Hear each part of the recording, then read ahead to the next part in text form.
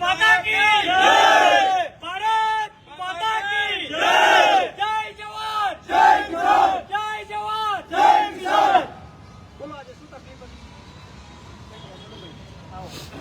આજે સવારમાં જે રવિભાઈ છે એમના પપ્પાને 2-3 ઝઘડો સરપંચના ચાલુ ગુંડાઓ રાખેલા છે તેના તરફથી સવારમાં મારવામાં આવી અને અમારા જે આર્મીમાં છે પ્રકાશભાઈ તેમનું બુલેટ લઈને તેમની બુલેટ તોડી નાખી અને એમના ઘરે મૂકી દીધી અને જે અમારા જે ટીમની તૈયારી કરે છે આર્મીમાં જવા માટે એ યુવાનોને ટોર્ચર કરે છે માનસિક રીતે અને તેમને અવારનવાર તેમના પર હુમલા કરે છે અને પોલીસ સ્ટેશનમાં ગુનો નોંધવા માટે તેવા બધા પ્રયત્નો કરે છે સરપંચ દ્વારા અને તેના જે ગુંડાઓ રાખેલા છે તે શું નામ છે? મારું છે દલપત રાઠોડ. અને શું કરો છો અત્યારે હું હાલમાં આર્મીમાં છું. કયા આગળ છે પોસ્ટિંગ? પોસ્ટિંગ મારું પંજાબ અમૃતસર. બરાબર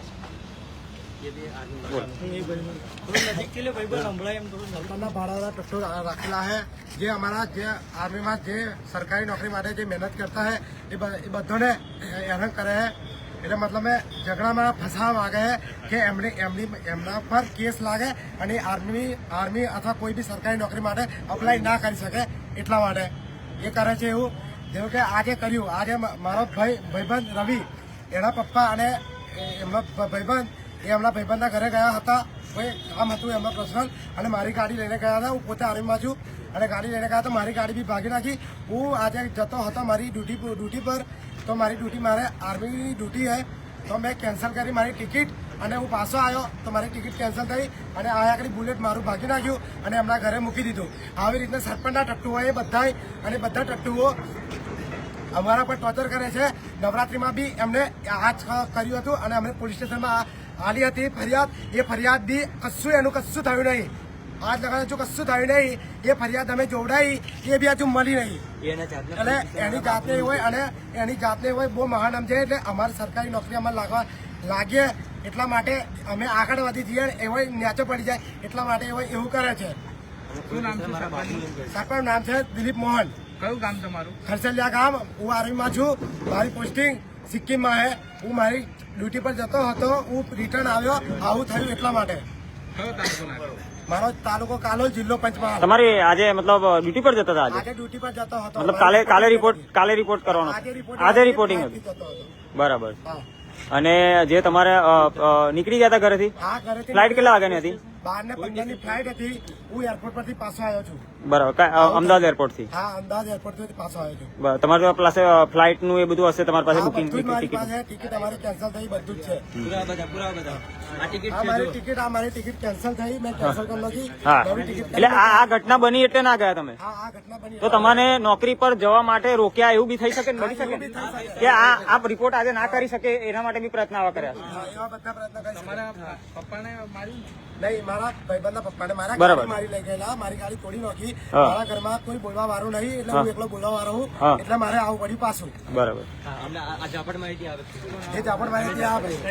બોલો, શું નામ છે તમારું? બરાબર. શું ઘટના બની હતી? છોકરીને મહારાજ પધારેલો એને લઈને જોઉં કે બાઇક તો મારી લઈ જજે અને હું જાઉં મોમેરામ એ માટે કહેવા ગયેલો અને મને માર્યો. બરાબર. કોને મારી તમને?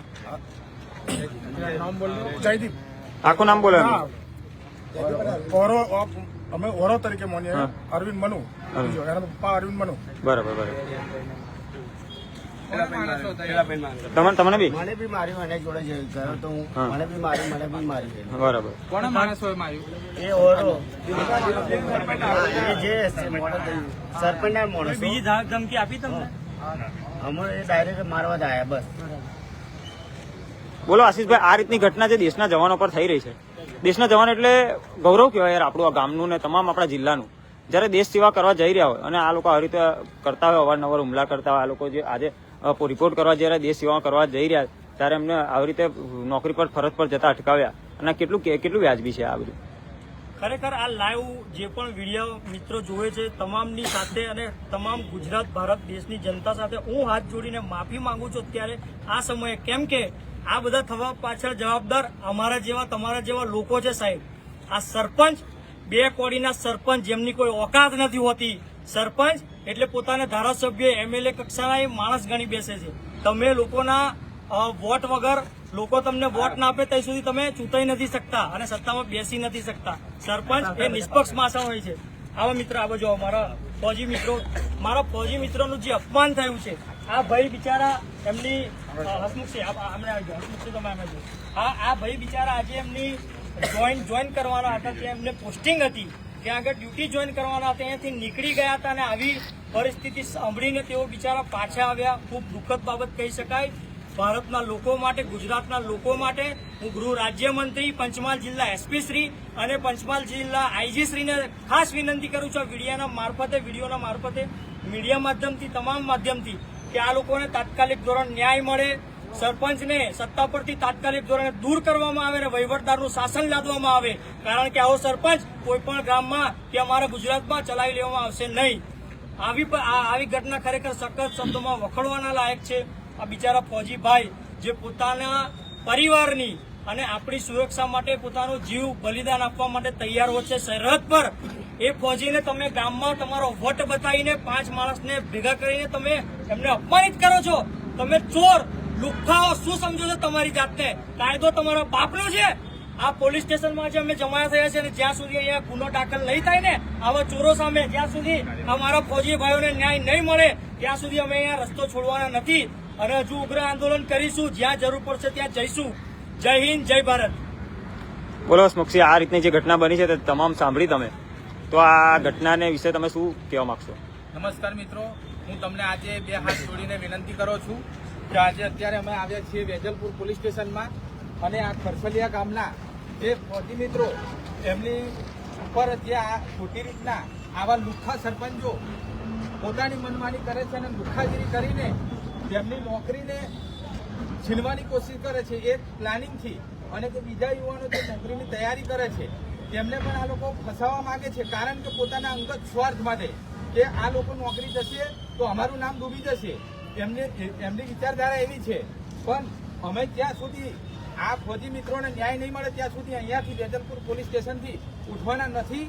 અને જો આ સરપંચ ઉપર કડક કાર્યવાહી ના થાય તો અમે લોકો આગળ પણ આંદોલન કરીશું. જય હિન્દ, જય ભારત. જી મનોજસિંહ પણ આપણી સાથે છે, યુવા નેતા છે, તેઓ સર્વ સમાજના મહામંત્રી છે પંચમહાલ જિલ્લાના. શું કહેશો મનોજસિંહ આ ઘટના વિશે? આજે જે 2 ફૌજીભાઈ છે, હું લગભગ આપણા પંચમહાલના બહુ ગામના જે રૂરલ એરિયા છે ત્યાંના ઘણા બધા ફૌજીભાઈઓ છે અને લગભગ અત્યારે હાલ બધા રજા પર છે. મને એવું લાગે છે મારા જેટલા સંપર્કમાં જેટલું ફૌજીભાઈનું ગ્રુપ છે, અને જો અત્યારે અમને જે ફરિયાદ લેવામાં નહીં આવે ને તો તમામ ફૌજી ભાઈ સાથે મારી ગ્રુપમાં વાતચીત થઈ છે. એ લોકો તમામ વર્દી પહેરીને અહીંયા આગળ ધરણા પર બેસશે. તમામ ફૌજી પંચમહાલને જેટલા ફૌજી ભાઈ મારા જે ગ્રુપમાં છે, જે માજી સૈનિક ગ્રુપ છે, એ પણ હાલ અહીંયા આગળ આવશે ધરણા કરવા. અને તમામ પંચમહાલના જેટલા બી યુવાનોને કહેવા માંગુ છું, વિડીયો જોતા એમને કહેવા માંગુ છું કે તાત્કાલિક ધોરણે આ લોકોને ન્યાય મળે તે માટે આ વિડીયોને શેર કરો, અથવા આ પોલીસ સ્ટેશનમાં ફરિયાદ નોંધવામાં નહીં આવે તો બહુ મોટું આંદોલન અહીંયા આગળ કરવામાં આવશે. અને કાલે આજે આ ભાઈને જવાનું હતું એમને સિક્કિમમાં જે પોસ્ટિંગ છે જ્યાં, તો આ લોકોએ સવારે કંઈ પણ પ્રોબ્લેમ ઊભી કરીને અમને પરત બોલાવ્યા. તો આ કેટલું વ્યાજબી છે? એ ગામના સરપંચને વિચારવું જોઈએ કે ભાઈ તમે કોઈને નોકરી ના પાડી શકાતા હોય, કોઈને માટે મહેનત ના કરી શકતા હોય તો કોઈને આ રીતે નોકરી પર જે નોકરી કરતા હોય એ લોકોને આ રીતે હેરાનગતિ કરવાનું બંધ કરો અને તમારી દાદાગીરી કરવાનું બંધ કરો. અને સસ્પેન્ડ થવા જોઈએ. અને ખાસ જો આ સરપંચ આવીને આવી દાદાગીરી કરશે અને લગભગ આ લોકોનો બીજો કે ત્રીજો કિસ્સો છે એવું જાણવા મળ્યું છે આ લોકો જોડે. અને લગભગ કાલો લાગે તમારે કાલો ટીવીઓને કહેવા માંગુ છું કે તમે જે બી દાદાગીરી આ લોકો કરે છે તાત્કાલિક ધોરણે એમના પર ખાતાકીય તપાસ થાય અને એ લોકો તાત્કાલિક સસ્પેન્ડ કરવામાં આ લોકો આવા સરપંચ અમારી જરૂરત જ નહીં. જય હિન્દ, જય ભારત. બોલો ભારત માતા કી જય. જવાન